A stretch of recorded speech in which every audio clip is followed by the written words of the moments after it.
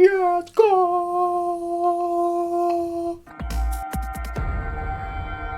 Hi and welcome to the Ruby Tuesday. My name is Ruben and this is my review for Netflix original series The English Game. The 6-part drama charts the origins of football and how those involved in its creation reached across the class divide to establish the game as the world's most popular sport. It's safe to say that I wasn't eager to watch the series. Netflix gave us the screeners to watch this, and I have to say it's the most English thing you can ever think of. It's period piece and it's football, and I'm not a huge follower of football. I watch the occasional match when it's like a big English game and everybody's talking about it, and you can't help but be involved. But I don't watch it on a regular basis, so this isn't something I was eagerly anticipating to watch.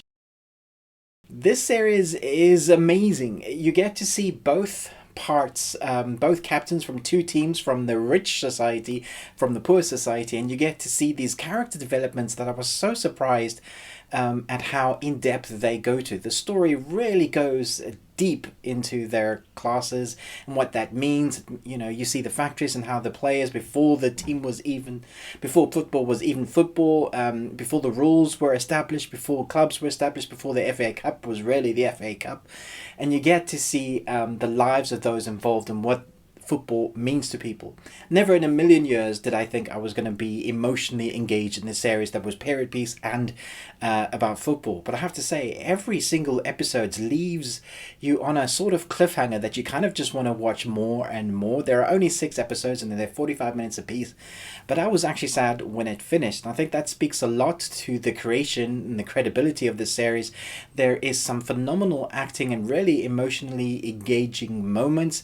It's not just about the football or the way it's filmed, but it's all about the character development. So you have 2 main protagonists and you follow 2 families, and the character development from each of them is something quite astounding. One particular captain or one particular protagonist, at the beginning of the series, I was really not liking him as a character, as a person, but through that development you see them change, you see them add things, nuances, you see how the character develops as a person, how he interacts with his family, and it's just an amazing crafted story to see that interlaced with football. And the same goes for the other characters and the main protagonists. It's a very well crafted story, but I was so surprised at how emotionally in depth this series gets. For me, period pieces is not something that I actively engage or actively seek out to watch, and football. But I was so amazed that there were certain points in almost every single episode that I was emotionally engaged and rooting for the characters. There are underdog storylines, there are themes that they really tackle that are quite dark in this. There's also the classic father and son themes that they tackle in this.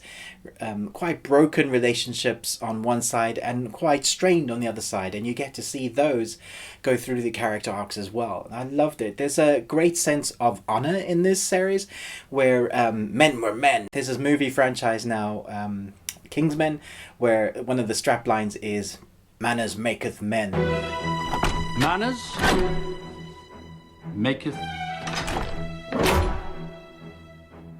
man.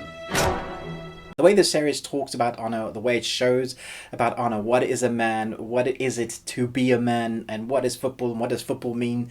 There's so many themes it tackles, and I think it does a fantastic job. I think it is filmed well, but what stood out for me the most was the score in places. At the end of each episode, there's this tone and sound effects that they use to drive an expectation of something's about to happen, and then it kind of leaves you on the cliffhanger, as I mentioned earlier. And I really like that. It was a nice mechanic that they used to kind of make you want to watch the story more. It's effectively used. It's not just like a trope. It's part of the edit. It's part of the story, and I really like that. There are moments where they really shine in this series, from editing, acting. It's not a series that I was expecting to love as much as I did, and I was really sad when it finished.